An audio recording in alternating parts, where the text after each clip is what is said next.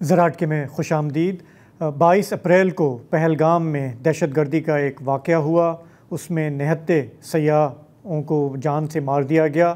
وہ منگل کا دن تھا، آج بھی ایک منگل تھا جو کہ گزر گیا۔ 2 ہفتے ہو گئے ہیں اس واقعے کو، اور ان 2 ہفتوں میں ہم نے دیکھا ہے کہ جنوبی ایشیا میں پاک بھارت سرحد پر کشیدگی بڑھتی جا رہی ہے۔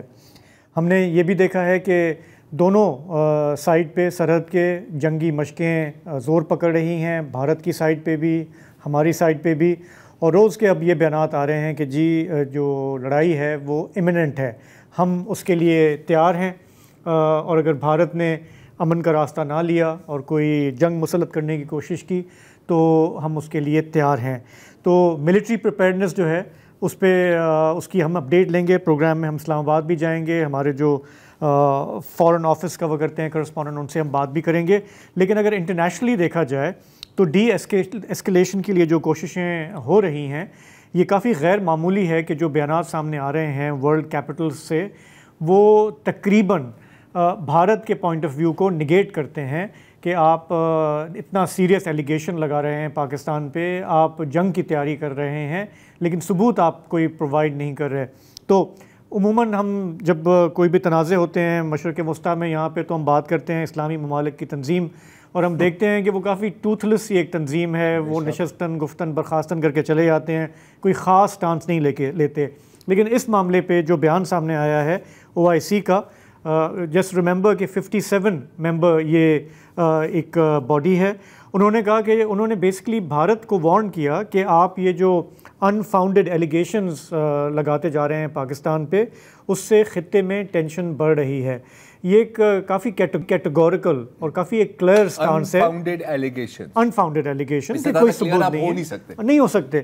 مطلب یوزلی یہ ڈپلومیٹک لینگویج میں ifs and buts اور آپ یہ کریں وہ ہوتا ہے، لیکن بہت ہی کلیئر ہے۔ اس کا مطلب ہے آپ جھوٹ بول رہے ہو in a way you can say، مطلب آپ ایوی ہوائی فائر کر رہے ہو۔ تو OIC کا یہ بیان آنا، پاکستان کہہ سکتا ہے کہ ہماری سفارتکاری جو ہے وہ مؤثر ثابت ہو رہی ہے، اور ہم نے پچھلے 2 ہفتوں میں دیکھا ہے کہ پاکستان جس کانفیڈنس کے ساتھ اپنے پوائنٹ آف ویو پہ ہے، میرا خیال ہے اس بار اس بھارت خود کو ایک بند گلی میں پا رہا ہے اور وہاں پہ فرسٹریشن بڑھتی جا رہی ہے۔ اچھا، یہ کانفیڈنس آپ کو ملٹری فرنٹ پہ بھی نظر آ رہی ہے، آپ کو ڈپلومیٹک فرنٹ پر بھی نظر آ رہی ہے، اور آپ کو عوامی سطح پر بھی نظر آتی ہے تھرو سوشل میڈیا، یا آپ کسی سے بھی جا کے بات کریں، لوگ ایک ہی آواز میں ایک ہی لہجے میں جواب دے رہے ہیں کہ ہاں صحیح آ جاؤ۔ ایک کلیئرٹی ہے کہ اس بار قصور ہمارا نہیں ہے، اس بار کوئی ماضی کی ہم بات نہیں کر رہے، لیکن اس انسٹنس میں کوئی وجہ نہیں کہ پاکستان جو ہے وہ کیوں اس طرح کے کسی معاملے میں انوالو ہوگا۔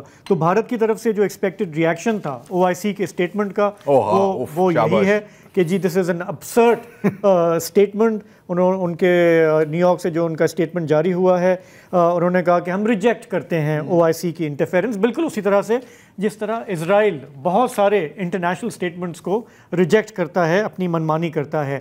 لیکن اس سے بھی شاید زیادہ امپورٹنٹ ہے سلامتی کونسل کا اجلاس۔ اچھا، آخری بار پاکستان بھارت سلامتی کونسل میں ڈسکس ہوئے ہیں کوئی 5 سال پہلے، اگست 2019 میں پاکستان کی ریکویسٹ پہ، لیکن اس میں پاکستان اندر نہیں تھا کیونکہ وہ نان پرماننٹ ممبر نہیں تھا۔ اس بار پاکستان اندر موجود تھا، بھارت نہیں تھا، کیونکہ یہ صرف جو 15 ممبرز ہوتے ہیں ان کا بند کمرے کا اجلاس تھا۔ پاکستان کی درخواست پہ ہوا، 90 منٹ یہ اجلاس جاری رہا، اور 90 منٹ کا مطلب یہ ہوتا ہے کہ اس میں کھل کر بات ہوتی ہے، اس کی رپورٹنگ نہیں ہوتی، بعد میں کوئی پریس اسٹیٹمنٹ بھی سامنے نہیں آیا۔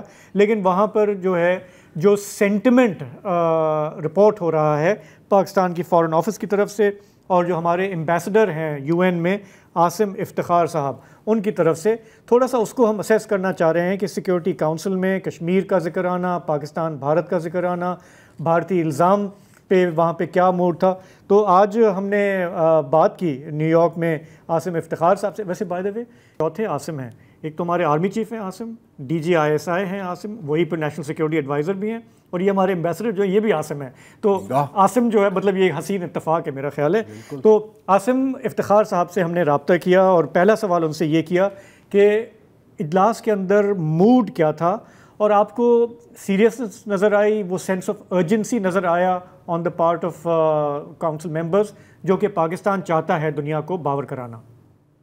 یہ جو تمام کونسل ممبرز تھے، I can tell you that all of them they were basically on the same page. It is a very dangerous situation. It can spiral out of control.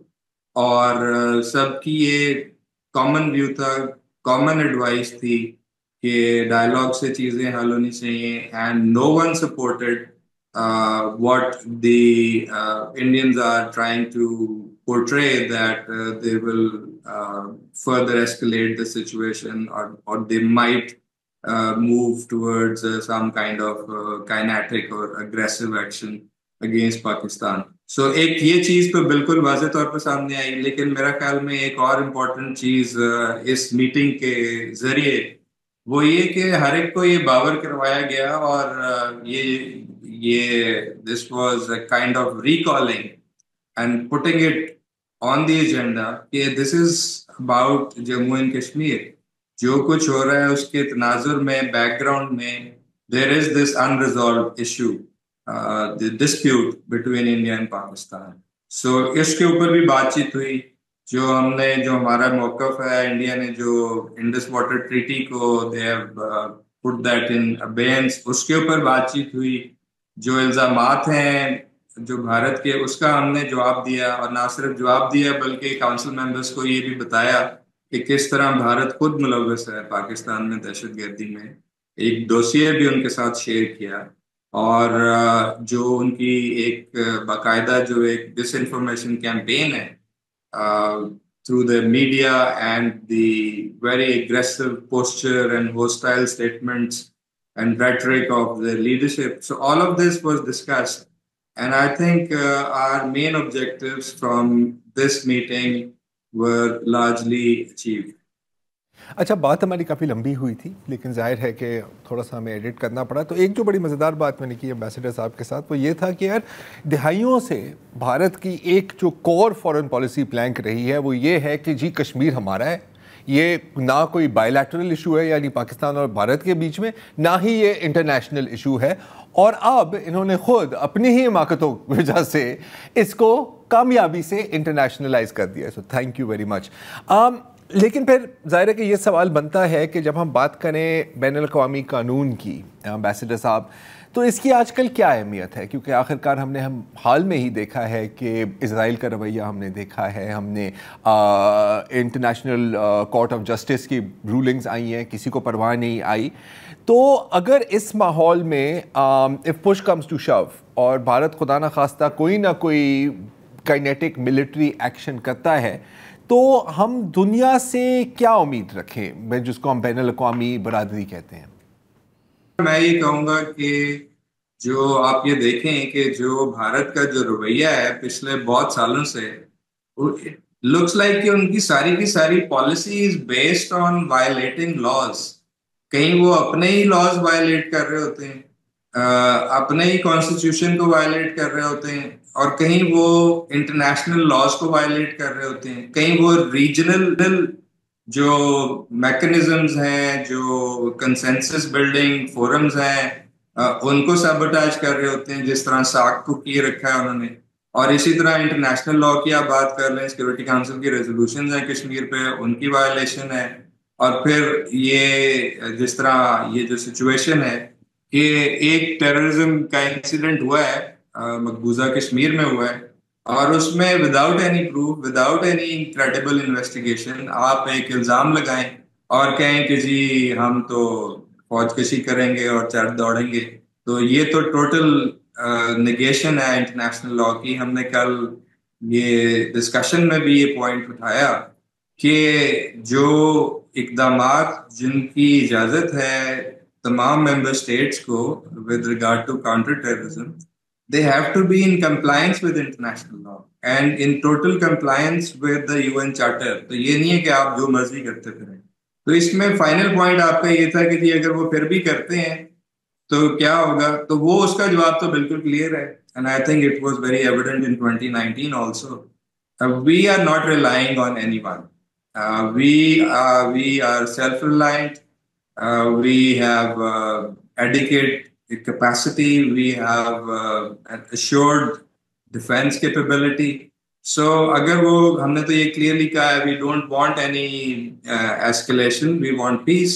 But if they go on the route of some misadventure or any act of aggression, there will be a response.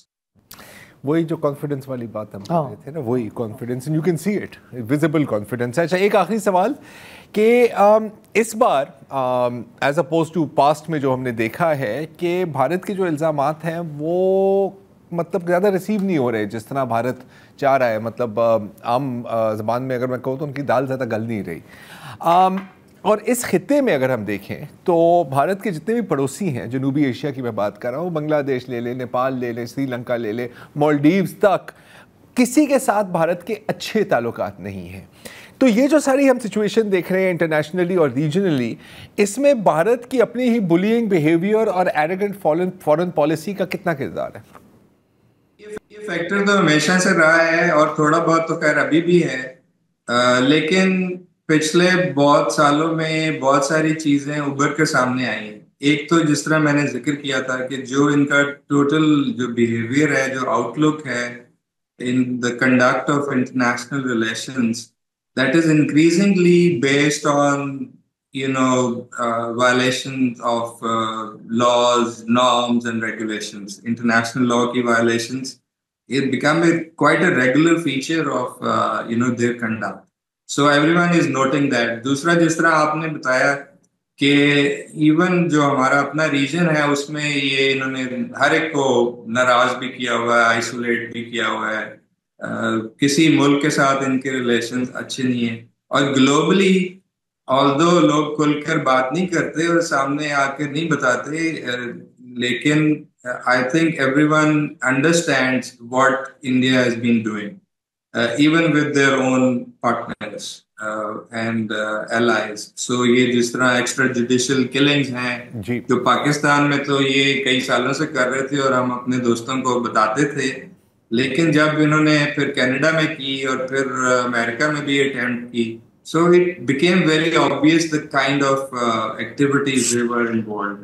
So they know deep down, they are aware, and then you must not forget what they have been doing in India. This whole saffron politics and Hindutva and the persecution of minorities, including Muslims and Christians and others, and the whole politics based on this concept of Hindutva and fundamentalism. This has opened the eyes of the international community. So ये मेरा ख्याल में ये नहीं होगा कि जी जो ये बात कहेंगे उसको मनोअन हर कोई मान लेगा. I believe there are members of the international community who are now more aware of what has been happening in our region and what kind of policies the BJP government has been pursuing. Thank you very much. अच्छा, अब ये एक interesting बात है कि अगर आप थोड़ा सा देखें ना, आई मीन अगर सिर्फ अगर सोशल मीडिया या रिपोर्टिंग के लेंस से देखें चीज़ों को, तो एक टाइम था जब भारत की शनाख्त थी योगा, राइट? अभी भी है कुछ हद तक, लेकिन इंक्रीजिंगली अब योगा उनकी शनाख्त नहीं है, योगी उनकी शनाख्त है. आदित्यनाथ, मतलब रेडिकलिज्म और ये मतलब गौ रक्षा करे, सैफरॉन ब्रिगेड. और क्योंकि और ये मैंने ये बात पहले भी की है, क्योंकि ये इतना हाइपर एक्टिव है सोशल मीडिया पर, तो वो सिर्फ यहाँ या इस खित्ते में नहीं नजर आता, वो पूरी दुनिया में नजर आता है. एंड इनकी जो पब्लिक सपोर्ट रही है हिंदुत्ववादियों की फॉर ज़ायनिस्ट्स, तो उसका भी एक रिएक्शन है in terms of global perception. मैं पावर पॉलिटिक्स की बात नहीं कर रहा, मैं पब्लिक लेवल पे. ओके, तो सिफारती महाज पे बज़ाहिर हमारा मौक़िफ़ ज़्यादा सराहा जा रहा है, भारत फ्रस्ट्रेटेड नज़र आ रहा है. ये सब कैसे मुमकिन हुआ है, इसमें क्या अवामिल हैं? हम एक ब्रेक लेंगे, उसके बाद सीधा चलेंगे इस्लामाबाद और वहाँ से इस पर एक एनालिसिस लेंगे. तो प्रोग्राम में सीधा चलते हैं इस्लामाबाद, जहाँ से हमारे करस्पॉन्डेंट बाकिर सज्जाद हमें ज्वाइन कर रहे हैं. बाकिर, आपका बहुत बहुत शुक्रिया. आपका बरसों का एक्सपीरियंस है फॉरेन ऑफिस को कवर करने का, इस्लामाबाद के जो मामलात हैं वो भी आप देखते हैं. आज मैं ज़रा देर पहले वज़ीर दिफ़ा साहब का एक बयान देख रहा था, उसमें आज भी उन्होंने कहा कि जी जंग इमिनेंट है और भारत ज़रूर कोई ना कोई हरकत करने जा रहा है, लाइन ऑफ कंट्रोल पे कशीदगी है. آپ وہاں پہ کیا سن رہے ہیں ایز آف رائٹ ناؤ کہ وہاں پہ ملٹری موومنٹ کے حوالے سے ہماری سائڈ پہ اور اس سائڈ پہ what are you hearing? Shahzeb situation تو یقیناً ٹینس ہے اور میسیجنگ بھی کافی شارپ ہو رہی ہے دونوں سائڈ سے. اور آپ کو پتہ ہوگا کہ پہلگام کے واقعے کے بعد سے مسلسل تقریباً ڈیلی بیسس کے اوپر لائن آف کنٹرول پہ ایکسچینجز جاری ہیں. جو ٹرپس کا بلڈ اپ ہو رہا ہے دونوں سائڈ کے اوپر, انہوں نے اپنی ری انفورسمنٹس بھیجی ہیں. پاکستان میں جو اس تھریٹ پرسیپشن کی وجہ سے آپ نے دیکھا کہ ہم نے ملٹری ایکسرسائزز شروع کی, ہیمر اسٹرائک ہے, انڈس ایکسرسائز ہے, ہم نے اپنا جو نیوکلیئر ڈیٹرنس کا پوسچر ہے اس کو ری انفورس کیا ہے.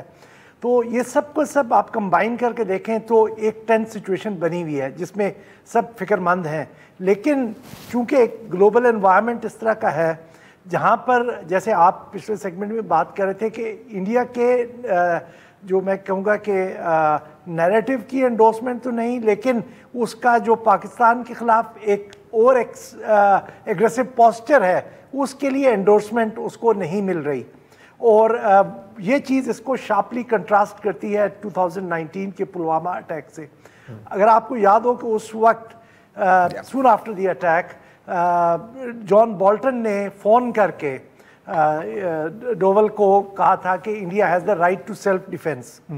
اس دفعہ انہوں نے بہت کوشش کی کہ ہیکسٹ سے اس طرح کا اسٹیٹمنٹ نکال لیں, بلکہ ایک انہوں نے ہیکسٹ کے ساتھ ان کی بات چیت ہوئی راجناتھ سنگھ کی 1 مئی کو شاید ہوئی تھی, تو انہوں نے اس کے بعد انڈینز نے ایک اسٹیٹمنٹ نکال بھی دیا اس طرح کر کے کہ جی انہوں نے ایکنالج کیا کہ انڈیا کا رائٹ آف سیلف ڈیفینس ہے.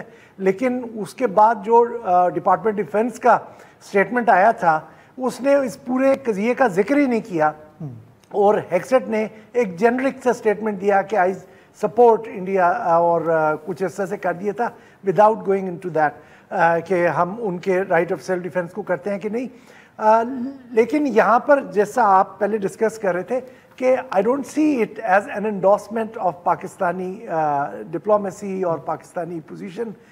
یقیناً پاکستان اپنا ایک بڑے فورسفل طریقے سے ایک اپنا نیریٹو لے کے جا رہا ہے. یہاں پر آپ اگر دیکھیں انٹرنیشنل انوائرمنٹ کو تو آپ کو لگے گا کہ انڈیا کے بارے میں ایورشن زیادہ بڑھ رہی ہے. اس کے پیچھے لوگوں کو شروع سے پتہ تھا, ابھی جس سے بات ہو رہی تھی کہ انڈیا کی انوالومنٹ ہے. اب آپ کا وہ جو کلنٹن کے وزٹ کے بارے میں جو بک میں اس وقت کی سیکرٹری آف اسٹیٹ نے لکھا تھا کہ ہی ہیڈ دا انٹیلیجنس, ان کو پتا تھا جو چھتی سنگھ پورہ میں واقعہ ہوا تھا اس وقت. لیکن بیکاز آف دی انوائرمنٹ یہ سب لوگ خاموشی اختیار کیے رہتے تھے. اب کی دفعہ یہ ہوا ہے کہ انڈیا اسٹرانگ ہو گیا, اس نے try to act beyond its space scale.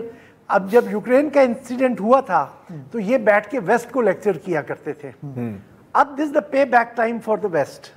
تو وہاں پر ایک تو ان کو آ رہا ہے. دوسرا ٹرمپ نے اس نے اب ایک جو پوسچر لیا ہے, آپ نے اس کی جو ریمارکس سنے ہوں گے جب وہ ٹریول کر رہا تھا اپنے جہاز میں, تو اس نے کہا تھا یہ تو 1500 سال پرانا یہ مسئلہ ہے اور یہ دونوں ملک اپنا راستہ نکالیں گے. تو اس نے ایک ٹون سیٹ کر دی تھی جو پھر اس کے جو منسٹرز جو اپیرنٹلی پہلگام کے بعد تھوڑے سے سپورٹیو لگ رہے تھے انڈیا کے, جیسے ان کی DNI بھی تھی اور لوگ بھی تھے, لیکن پھر انہوں نے بھی کاشس اپروچ کر دی. آپ نے مارک روبیو کی پھر اسٹیٹمنٹ دیکھی.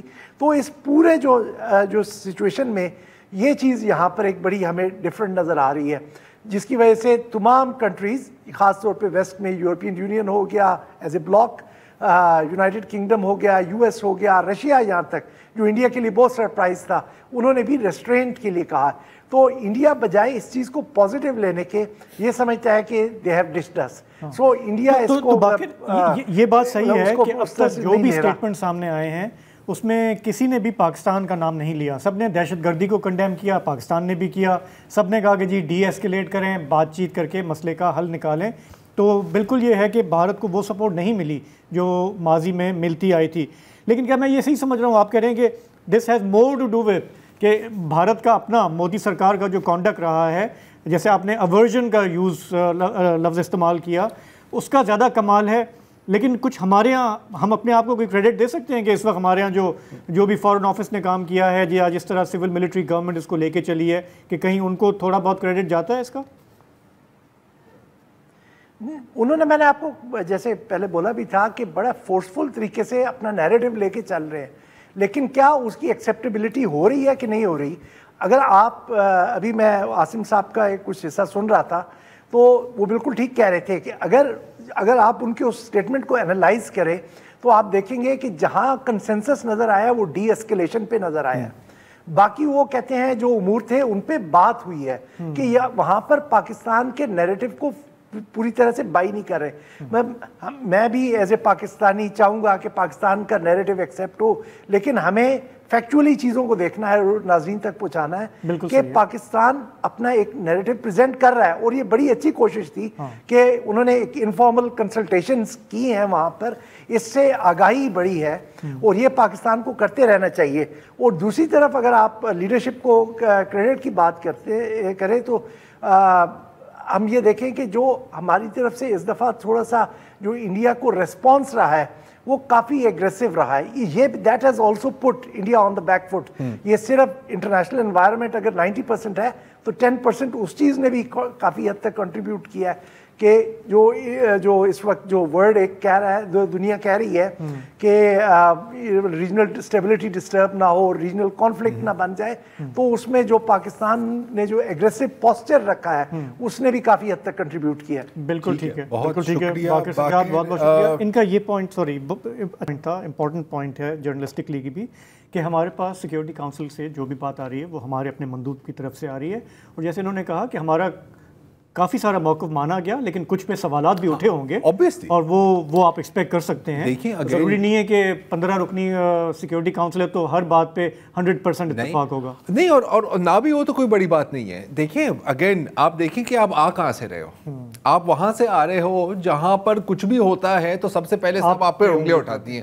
تو یہاں سے اگر سفر شروع ہوتا ہے اور یہاں تک پہنچا ہے کہ یار ٹھیک ہے آپ کی بات میں بھی کچھ وزن ہے, for me that is a one. دوسری بات کہ اب میں چاہ رہا ہوں کہ آپ دونوں اور وسعت ایک بات تسلیم کریں کہ میں کب سے کہہ رہا ہوں کہ یہ اپنے آپ کو ہی بدنام کر رہے ہیں around the world, and especially یہ جو اسیسینیشن کیمپینز کی ہے نا کینیڈا میں, اور پھر جس طرح کی زبان استعمال کی ہے جسٹن ٹروڈو کے بارے میں. اب دیکھو ویسٹرن کنٹریز کے جو لیڈرز ہیں وہ ایک دوسرے کو پسند کریں یا نہ کریں لیکن ہیں سب ایک کلب کے ممبرز.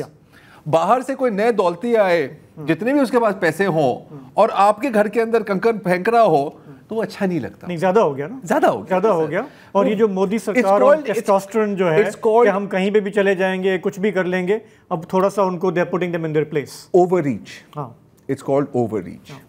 چلیں اس موضوع کو ہم یہاں چھوڑتے ہیں, ایک بریک لیں گے, واپس آئیں گے تو چلیں گے مشرق وسطیٰ, دیکھیں گے یمن میں کیا ہو رہا ہے, شام میں اور غزہ میں.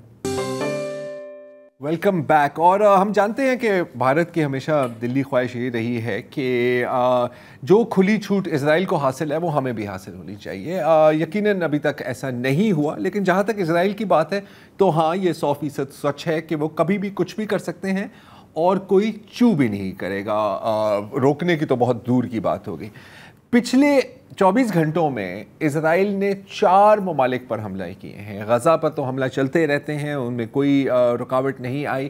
اس کے ساتھ لبنان, شام اور یمن پر بھی بمباری کی ہے. اگر ہم صرف آج کی بات کریں, پچھلے 2 دنوں کی بات کریں, تو وہاں پر یمن میں اسرائیلی اور امریکن جیٹس مل کر فضائی بمباری کر رہے ہیں. آج اسرائیل نے یمن کے صنعاء بین الاقوامی ایئرپورٹ پر کم از کم 30 سے 40 حملے کیے ہیں. فائٹر جیٹس بھی استعمال ہوئے ہیں, میسائلز بھی استعمال ہوئے ہیں. Runway, passenger terminal, civilian aircraft service facilities, ان سب کو نشانہ بنایا گیا ہے. نہ صرف یہ 10 اور یمن میں مقامات پر بھی بمباری کی گئی ہے جس میں oil facilities, fuel centres, power stations اور سیمنٹ کی فیکٹریاں بھی شامل ہیں. کل بھی ایسا ہی سلسلہ چل رہا تھا اور اسرائیل کا کہنا ہے کہ جی ہم بدلہ لے رہے ہیں کیونکہ کچھ روز قبل یمن نے ایک بالسٹک میسائل فائر کیا تھا اسرائیل کے بین گورین ایئرپورٹ پر. انہوں نے کہا کہ آپ نے سویلین ٹارگٹ کو نشانہ بنایا. اچھا, تو یہاں پر میں آپ کو یہ بھی بتاؤں کہ بین گورین ایئرپورٹ ایک 100% سویلین ٹارگٹ نہیں ہے, کیونکہ یہ وہی ایئرپورٹ ہے جہاں پر سارے جو ملٹری اکوپمنٹ ہے جس سے پھر فلسطینیوں کو قتل کیا جاتا ہے, شام کے رہائشیوں اور لبنان کے رہائشیوں اور یمن کے رہائشیوں کو قتل کیا جاتا ہے, وہ بین گورین ایئرپورٹ پر ہی لینڈ کرتی ہے. تل ابیب میں. یمن کو حملے کرنے کا مقصد صرف ایک ہی ہے, کیونکہ یہ آخری قوت بچی ہے, اور بلکہ پورا ملک بھی نہیں, صرف حوثی جو واقعی بین الاقوامی قانون کو انفورس کرنے کی کوشش کر رہے ہیں. یہ تو آئے ہوئے ہیں, یہ روکنا چاہ رہے ہیں اسرائیل کے قتل عام کو, اور ظاہر ہے کہ اس کی بہت بھاری سزا ان کو بھگتنی پڑی ہے. مال کا بھی نقصان ہوا ہے اور جان کا بھی نقصان ہوا ہے, لیکن صرف انہیں نقصان نہیں ہوا. اگر میں آپ کو تھوڑی سی ایک مزیدار کہانی بتاؤں کہ یہ کچھ میرے خیال پچھلے ہفتے کی بات ہے کہ وہاں پر جو U S S Harry S Truman, امریکہ کا ایک بہت شاندار ایئرکرافٹ کیریئر ہے, آپ کو پتہ ہے وہاں پر کئی جنگی طیارے وہاں پر پارکڈ ہے ریڈ سی کے قریب, اس پر حوثیوں نے ایک میسائل فائر کیا, اور ایس ایس ٹرومن نے اس کو اوائڈ کرنے کے لیے کیا کہتے ہیں نا ایک دم اسٹیئرنگ ویل گھمائی, کٹ کیا, اور کٹ اتنی تیزی سے کیا کہ ایک F-18 جیٹ گر کے پانی میں گر گیا.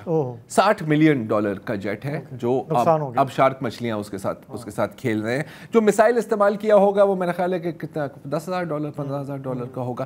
تو یہ ہو رہا ہے. اس کے ساتھ ساتھ یہ بھی ایک انٹرسٹنگ بات ہے کہ U S secretary of defence, white house اور یو ایس سینٹرل کمانڈ یعنی پینٹاگون نے روک دی ہیں کیجویلٹی رپورٹنگ یمن کی. اچھا, کسی اور جنگ میں ایسا نہیں ہوا. یہاں پر یہ بتا نہیں رہے کہ کیا ہمارے لوگ مرے ہیں یا نہیں مرے ہیں. تو وہاں پر جو ایک ہیں امریکن سیاستدان ریپرزینٹیٹیو روک کھنہ, انہوں نے جا کر کانگریس میں بات کی اور میڈیا سے بات کی کہ جی یہ روک رہے, یہ ہمیں بتا نہیں رہے کہ ہمارے وہاں پر کتنے فوجی مارے گئے ہیں, اور میں ان کو اکاؤنٹیبل رکھوں گا. اچھا, تو جیسے میں آپ کو کہہ رہا تھا کہ یمن تو ایک محاذ ہے. پچھلے کئی دنوں میں شام پر بھی مسلسل بمباری جاری ہے, اور یہ آپ کو پتہ ہے کہ جیسے ہی بشار الاسد کی حکومت وہاں سے گری تھی تو اسرائیل نے سب سے پہلے تو سارے ملٹری بیسز اور ایئرکرافٹ کو نشانہ بنایا کہ جو بھی دمشق میں پاور میں آئے اس کے پاس کوئی ہتھیار نہ ہو جس سے وہ ہمیں چیلنج کر سکے. اب اسرائیل نے باقاعدہ شام کے دمشق میں جو پریزیڈنشل پیلیس ہے اس کے سامنے حملہ کیا. یہ بھی یاد رکھا جائے کہ بشار الاسد کے دور میں ایسا کبھی نہیں ہوا تھا, یہ اب ہو رہا ہے.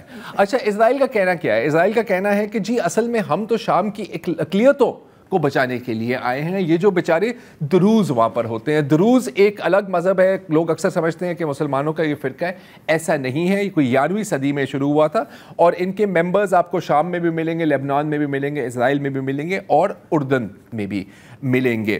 تو کچھ دن قبل کیا ہوا شام میں کہ کچھ دروز ملیٹنٹس نے وہاں کی گورنمنٹ فورسز پر حملہ کیا. تقریباً 5 لوگ وہاں پر قتل ہوئے, جس کے بعد پھر حیات التحریر الشام نے کہا کہ سیاح بیٹا اب آ جاؤ پھر تم سامنے, اور وہ وہاں پر گئے. انہوں نے تمام دروز ملیٹنٹس کو نیوٹرلائز کر دیا. ٹھیک ہے, مار دیا. جس کے بعد اسرائیل میں شروع ہوا کہ جی یہ تو نسل کشی ہو رہی ہے دروز کی, اور جو ان کے جو پالتو دروز لیڈر ہیں جیسے کہ موفق طریف, اور اس نے کہا ہے کہ جی آپ ہی ہمیں بچا سکتے ہیں, یہ تو ہمیں ختم کرنے کی کوشش کر رہے ہیں. مطلب کہ اگریشن آپ کریں, آپ پر ریٹیلیشن آئے, اور پھر آپ کہیں کہ جی اصل میں تو we are the victims here. اسرائیل میں دروز جو ہیں ان کے مظاہرے بھی ہوئے ہیں, روڈوں کو ٹائر جلائے ہیں, روڈوں کو بلاک کیا ہے کہ پلیز آپ ہماری مدد کرنے آئیں. تو یہ ساری مینوفیکچرڈ کنسنٹ مینوفیکچر ہو رہی ہے, آپ دیکھ سکتے ہیں. اچھا, انٹرسٹنگلی انف ایک شام میں بھی دروز لیڈر ہیں جو پہلے بشار الاسد کے بہت قریبی ساتھی تھے, اس نے بھی اسرائیل کو کہا ہے کہ آپ آئیں اور ہماری ایک الگ ریاست قائم کرنے میں ہماری مدد دیں.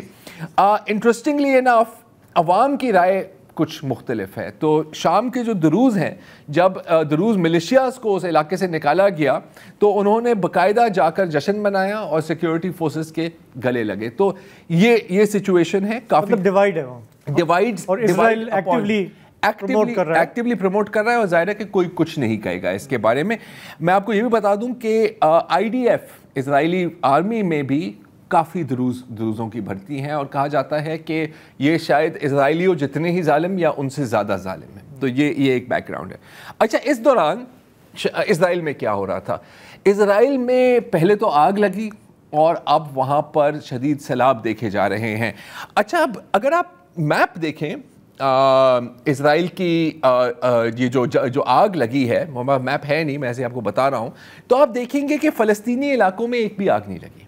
رائٹ, یہ ساری جہاں اسرائیلی سیٹلمنٹس ہیں وغیرہ وہاں پر یہ آگ لگ رہی ہے. اب ظاہر ہے اسرائیلی میڈیا سے آپ پوچھیں تو وہ کہیں گے کہ اس سے تو ثابت ہو رہا ہے کہ یہ فلسطینی دہشت گردوں نے آگ لگائی ہے. اصل وجہ تھوڑی سی مختلف ہے. اچھا, جب کلونیلزم ہوتی ہے نا, جب آپ کسی کی زمین پر قبضہ کرنے کی کوشش کرتے ہیں تو آپ باقاعدہ اس زمین کو تبدیل کرنے کی بھی کوشش کرتے ہیں. اس کو ایکولوجیکل کلونیلزم بھی آپ کہہ سکتے ہیں. تو جب یہ آئے سارے, اور یہ ظاہر ہے سب آئے تھے یورپ سے, اب ظاہر ہے کہ آپ کو اپنا گھر تو یاد آتا ہے, تو انہوں نے کیا کیا کہ یورپین درخت جیسے کہ پائن ٹریز کو انہوں نے فلسطین میں اگانے کی کوشش کی. اچھا, یہ وہاں کے موسم, وہاں کی ڈرائنس, وہاں کی گرمی کی کو برداشت نہیں کر سکتے. اور ابھی میں کسی ایک پلانٹ ایکسپرٹ کی بات پڑھ رہا تھا کہ اگر ان کو آگ لگے, یہ ایسا ہے کہ 2 گیلن پیٹرول کو آگ لگ گیا ہے, تو پھر ایک کو آگ لگی اور پھر ہر جگہ آگ لگتی رہی. اور پھر اسرائیل نے ایک بین الاقوامی اپیل کی, مطلب دنیا سے بھیک مانگی بیچارے اسرائیلیوں نے کہ یار دیکھیں, ہمارے پاس اتنے ہوائی جہاز تو ہیں کہ ہم بچوں پر بم گرائیں, لیکن اتنے ہمارے پاس ہوائی جہاز نہیں ہیں کہ ہم آگ کو بجھا سکیں. تو ظاہر دنیا نے کہا کہ سر, فل سپورٹ سر. اور یورپ کی جو ہے نا آپ کی دوست ارسولا وان ڈر لیئر, وہ ڈریکولا, ویسے پتہ پکی لگتی ہے وہ, مطلب ہٹلر کی سپورٹر, تو اس نے کہا کہ جی ضرور. تو لوگ پھر ظاہر ہے پھر یہ سوال پوچھ رہے ہیں کہ یار آپ کے پاس اتنے جہاز ہیں اسرائیل کی آگ بجھانے کے لیے, لیکن آپ کے پاس ایک بھی جہاز نہیں ہے جو ایک قطرہ پانی یا ایک دانہ اناج غزہ تک پہنچا سکے. یہ بھی یاد رکھیں کہ جب اسرائیل کی لیبنان پر حملے چل رہے تھے تو بالخصوص انہوں نے لیبنیز فائر ٹرکس کو بھی نشانہ بنایا تھا اور کئی فائر فائٹرز کو بھی قتل کیا تھا. اچھا, یہ تو ہوئی اسرائیل اور شام اور یمن کی کہانی. اس بریک کے بعد آپ کو بتاتے ہیں کہ اس وقت غزہ میں کیا صورتحال ہے. Welcome back. پچھلے 24 گھنٹوں میں یا پچھلے کئی دنوں میں 65 سے زیادہ فلسطینی بچے بھوک سے مر گئے ہیں. ایسا نہیں ہے کہ وہاں پر امداد نہیں ہے, صرف ان تک امداد پہنچنا ناممکن ہے کیونکہ اسرائیل نے مکمل پابندی لگا دی ہے. ابھی میں یورپ کی بات کر رہا تھا تو میرا خیال ہے کہ ہمیں کچھ اور ممالک کا بھی ذکر کرنا چاہیے, جیسے کہ مصر, اردن, موروکو, UAE اور بھی کچھ ہے جن کے اور اسرائیل کے بیچ ابھی بھی تجارت جاری ہے, پیسنجر پلینز اور کمرشل ایئر کرافٹ بھی جاری ہیں, لیکن مجال کہ کوئی غزہ میں ایک بوری آٹا بھی بھجوانے کی کوشش کرے. اس وقت تقریباً 65,000 فلسطینی بچے ہسپتالوں میں ہیں, زیر علاج ہیں فار سیویئر میل نیوٹریشن, لیکن ظاہر ہے کہ اس کے بارے میں کچھ کیا نہیں جا سکتا. جو مناظر ہم دیکھ رہے ہیں اس وقت آن دا گراؤنڈ ان غزہ, تو وہاں پر ایک پانی کا ٹینکر ہے جس میں سب کو پتہ ہے کہ پانی نہیں ہے, لیکن پھر بھی ننگے پیر یہ بچہ اس کے پیچھے بھاگ رہا ہے کہ کاش ہمیں کچھ قطرے مل جائے. اگر آپ فوڈ سینٹرز یا فوڈ کچنز, اب تو وہ سب بند ہو گئے ہیں, ان کے مناظر دیکھیں تو آپ دیکھیں گے کہ لٹرلی ایک مٹھی بھر چاول ہے اور کوئی 400 بچے کوشش کر رہے ہیں کہ ہمیں ایک دانہ اس میں سے مل جائے, لیکن اب تو وہ دانے بھی ختم ہو گئے ہیں.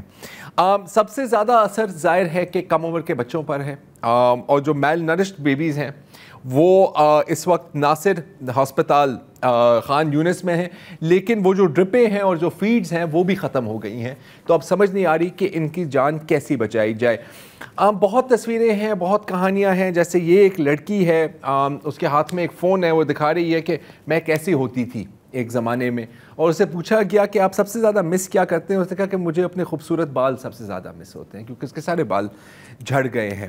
یہ ایک اور تصویر ہے رہف ایاد کی, جو یہ آپ دیکھ رہے ہیں, یہ وہی لڑکی ہے, اس کا انٹرویو کیا جا رہا ہے. یہ میں نے مناظر آپ کو پتہ ہے شاہ زیب, آپ کو ایتھیوپیا کا فیمن یاد ہے؟ جی جی مجھے وہی یاد آ رہا ہے. آپ کو وہی یاد آ رہا ہے نا. صرف وہ ایک نیچرل کیٹاسٹروفی تھا, یہ مین میڈ ہے, endorsed by the west, endorsed by the Arab world, endorsed by امریکہ. پھر کچھ بچے ہیں جو ظاہر ہے کہ ان کی جان نہیں بچ سکی, ان میں اتنی طاقت ہی نہیں تھی, جیسے جنان الثقافی, یہ ایک چھوٹی سی بچی جس کی زندگی شروع ہونے سے پہلے ہی ختم ہو گئی. یہ ہے یوسف النجر, 4 ماہ کی عمر ہے ان کی تھی, یہ اس وقت زندہ تھے, اور اس وقت پتہ ہے آپ کو ان کا وزن کتنا ہے؟ 1.5 کلو گرام. 1.5 kilo gram. بچے جب پیدا ہوتے ہیں تو وہ 5 سے 6 کلو کے ہوتے ہیں, مطلب یہ 1.5 کلو گرام کا ہے. ظاہر ہے اس کی جان نہیں بچ سکی. پھر ظاہر ہے کہ جو تھوڑے سے بڑے عمر کے ہوتے ہیں, جو ٹین ایجرز ہوتے ہیں, وہ جاتے ہیں روٹی ڈھونڈنے, اور پھر اسی وقت ان پر بمباری کی جاتی ہے. صرف یہ نہیں ہے, غزہ کے جو ڈاکٹرز ہیں, ہیلتھ آفیشلز ہیں, وہ یہ بھی کہہ رہے ہیں کہ جب جو بچے پیدا ہو رہے ہیں نا, وہ ایب نارمل ہیں, وہ ڈیفارمڈ ہیں. جیسے کہ ایک بچہ ہے ملک احمد القنوع, یہ پیدا ہوا, اس کا دماغ نہیں تھا, like he was born without a brain. یہ آپ کو پتہ ہے میں نے پہلے کب دیکھا ہے؟ فلوجہ میں, عراق میں, جب امریکہ نے وہاں پر آزادی لا رہا تھا نا, جمہوریت لا رہا تھا عراق میں, تو ڈپلیٹڈ یورینیم کے ہتھیار استعمال کیے تھے, جس سے کینسر پھیلتے ہیں اور جس سے بالکل اس طرح کے بچے پیدا ہوتے ہیں. تو ہمیں نہیں پتا کہ اسرائیل وہاں پر کون سی ویپنز کی ایکسپیریمنٹیشن کر رہا ہے. یقیناً یہ پھر ہتھیار دیگر ممالک کو بیچے بھی جائیں گے. اچھا, جو تھوڑی بہت امداد ہے وہ لوٹی جا رہی ہے حسب معمول, اور آرمڈ گینگز دوبارہ آپریٹ کر رہے ہیں, کچنز پر حملے کیے ہیں, ویئر ہاؤسز پر حملے کیے ہیں. اور انٹرسٹنگ بات میں آپ کو بتاؤں, اور یہ کوئی حیران کن بات بالکل نہیں ہے, کم از کم میرے لیے, آپ کے لیے بھی نہیں ہونی چاہیے, کہ جب وہاں کے مقامی پولیس افسران نے ان کو روکنے کی کوشش کی تو ایک اسرائیلی ایئر اسٹرائک ہو گئی پولیس افسران پر. اس پر پہلے بھی ہم نے بات کی ہے, آپ کو یاد ہوگا, گینگز آف غزہ پر, میں وہ دہرانا نہیں چاہ رہا. تو اتنی ڈیسپریشن میں جو تھوڑا بہت آٹا ملتا بھی ہے, اگر ہم یہ دکھائیں آٹے کی تصویر, یہ خاتون ہمیں دکھا رہی ہے کہ یار یہ میرے بچے یہ کھا رہے ہیں, تو آٹا کم ہے, کیڑے زیادہ ہیں, کچرا زیادہ ہے. یہ ابھی جا کے آپ کو دکھائے گی بھی صحیح کہ اس کے اندر کس قسم کی کیڑے مکوڑے گھوم رہے ہوتے ہیں. مطلب کہ یہ تو وہ چارہ ہے جو بندہ اپنے جانوروں کو بھی نہ کھلائے, یہاں پر انسان اس پر پل رہے ہیں تاکہ وہ 1-2 اور لمحے جی سکے, لیکن جئیں گے تو کب تک؟ ابھی میں دیکھ رہا تھا ایک ویڈیو, آپ کو بھی دکھائی دیتے ہیں. یہ اپنے بچوں کی لاشیں ڈھونڈ رہا تھا اپنے گھر کے ملبے میں, اور وہ کہہ رہا ہے کہ میرے بچے نہیں ملے لیکن ان کے کھلونے مجھے مل گئے ہیں. تو اب وہ اپنے ان کھلونوں کو ہی گلے لگا رہا ہے, کیونکہ ان کے بچوں کی لاشیں تو شاید ان کو کبھی نہ ملے. ایک اور ویڈیو دیکھی تھی, اس طرح کے کئی درجن ویڈیوز ہر دن دیکھتے ہیں, کچھ ہی میں آپ کے ساتھ شیئر کرتا ہوں. اور یہ اپنی NK اپنے شہید بیٹے کو پہنا رہا ہے. کیوں؟ کیونکہ اس نے کہا کہ آج میرے بیٹے نے میری NK لی اور میں نے پہنی اور کہا کہ دیکھو بابا میں بھی ڈاکٹر بن گیا ہوں. ظاہر ہے اب یہ ڈاکٹر کبھی نہیں بنیں گے. اور جو باقی ہیں, جو بچے جو زندہ ہیں, ان کا کیا کہنا ہے آپ سے, ہم سب سے, آپ خود ہی سن لیں. الحرب عيشتنا 100 سنة. الشمس تسطر راسنا لما نروح نلم الورق. تقولي يعني احنا كنا هيك ما كناش هيك, بس كنا عندي بس سيارة واحدة ألعب فيها. ولا حاجة عندها؟ ولا حاجة, كلها تكسر في رفح. والروضة هذه اللي كانت في رفح انقصفت.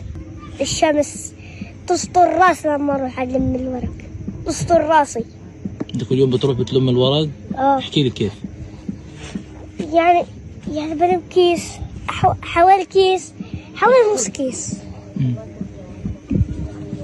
ويعني وكيف اقول لك يعني كيف بتبهدل لما اروح الم ورق. واخوي هذا اللي جی ایسا نہیں ہے کہ کوئی مدد کرنے کی کوشش نہیں کرتا, بہت لوگ ہیں, بہت بہادر لوگ ہیں جو کوشش کرتے ہیں. اور ایک آپ نے شاید غزہ فریڈم فلوٹیلا کے بارے میں سنا ہوگا, انہوں نے کوشش کی, جیسے 2010 میں کوشش کی گئی تھی کہ وہ ایک کشتی لے کر غزہ جائے اور وہاں پر امداد بھیجے. اور جب یہ مالٹا کے ساحل کے قریب تھی, میرا خیال ہے جہاں اٹلی ہے, اس پر اسرائیل نے ایک ڈرون حملہ کیا. مطلب بین الاقوامی واٹرز میں, انٹرنیشنل واٹرز میں ایک ڈرون حملہ کیا, اس کشتی پر وہ ڈوبنے لگی تھی. وہ مالٹا کے کوسٹ گارڈ کو کہہ رہے تھے ہمیں بچا لے, بالآخر وہ پہنچ کے انہوں نے بچا بھی لیا. لیکن بڑی انٹرسٹنگ اس میں ایک ملٹی جنریشنل کہانی بھی تھوڑی سی ہے, کیونکہ ایک میں شخص کے ایک ویڈیو دیکھ رہا تھا. یہ جو صاحب ہے نا, اچھا ہر جگہ دھواں ہے, آگ لگی ہوئی ہے, سانس نہیں آ رہا, یہ ان کے والد صاحب 2010 میں ماوی مرمرا فلوٹیلا میں تھے اور وہاں پر اسرائیلی فائر نے ان کو شہید کیا. تو باپ کا کام یہاں پر بیٹا کر رہا ہے. ایک اور انٹرسٹنگ بات آپ کو بتاؤں کہ جو سویڈش کلائمیٹ ایکٹیوسٹ ہیں گریٹا تھنبرگ, جو ایک زمانے میں ہر آپ کو پتا ہے BBC, CNN سب گریٹا, لیکن جب انہوں نے یہ سمجھا کہ یار جو فلسطین میں ہو رہا ہے وہ صحیح نہیں ہو رہا اور اسرائیل کے خلاف ایک دو بیان دے دیا, اب آپ کو گریٹا کہیں نہیں نظر آئے گی. گریٹا تھنبرگ نے بھی اس کشتی میں سوار ہونا تھا. تو ایک طرح سے آپ یہ بھی کہہ سکتے ہیں کہ اسرائیل نے گریٹا تھنبرگ کو بھی قتل, لیکن وہ نہیں ہوئی. وہ اس وقت تک وہ اس نے بوٹ مس کر دی تھی, یا پھر بعد میں اس نے کہیں چڑھنا تھا, لیکن she was supposed to be lucky یا جو بھی. تو یہ ہے, لیکن ظاہر ہے کہ اس کے اوپر آپ کو مطلب کہیں انٹرنیشنل ویسٹرن میڈیا میں آپ کو یہ ہیڈ لائن نہیں ملے گی. آپ سوچیں ایک سیکنڈ کے لیے کہ اگر ایران نے ایسا کیا ہوتا میڈیٹرینین میں, تو میرا خیال ہے ابھی تک کوئی 10-12 نیوک تو گر گئے ہوتے. تو یہ ہے جی اس دنیا کا حال, اور مزید کیا کہا جا سکتا ہے. اجازت دیجیے, خدا حافظ.